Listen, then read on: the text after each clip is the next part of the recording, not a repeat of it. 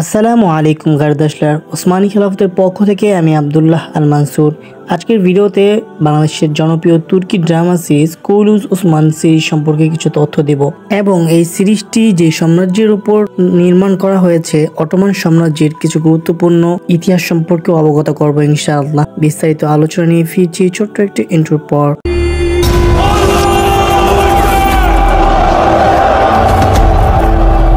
Video শুরুতে বলে নিচ্ছি, যদি আপনি আমাদের ভিডিওটি ইউটিউব থেকে দেখে থাকেন তাহলে অবশ্যই আমাদের চ্যানেলটি সাবস্ক্রাইব করবেন এবং ফেসবুক পেজ থেকে দেখে থাকলে অবশ্যই পেজটি ফলো করে রাখবেন। শুরুতেই বলে নিচ্ছি, সাদ বিন জুবায়ের যিনি নাকি অটোমান সাম্রাজ্যের উপর একটি বই লিখেছেন যা নাকি সবচেয়ে গ্রহণযোগ্য ও বিশ্বাসযোগ্য ও প্রমাণযোগ্য বলে দাবিদার হয়েছে। তিনি তার বইয়ের এক অধ্যায়ে লেখেন, ওসমানীয় সাম্রাজ্যের সবচেয়ে মূল যে কারণটা এই সাম্রাজ্যটি বিস্তার ও প্রতিষ্ঠিত হওয়ার সেটা হচ্ছে গুপ্তচর।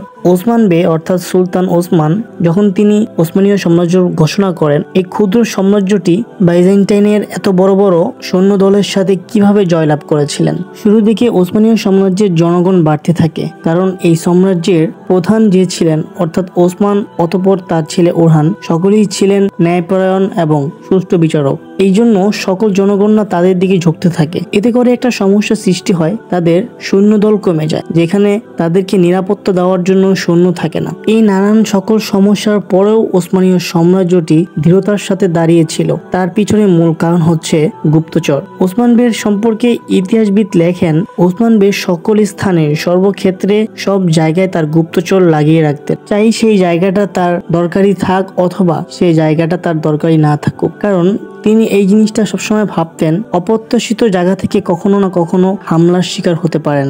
ওসমানীয় সাম্রাজ্যকে নিয়ে যেই ইতিহাসবিদই বই লিখতে গিয়েছেন অথবা লেখালেখি করতে গিয়েছেন, তারা সকলেই এই কথা বলতে বাধ্য হয়েছে যে ওসমান গাজী তার পিতা আর্তুগুল গাজীর চেয়েতেও যুদ্ধক্ষেত্রে অনেকটি চতুর ছিলেন এবং রাজনীতির দিক থেকেও অনেকটা চতুর ছিলেন।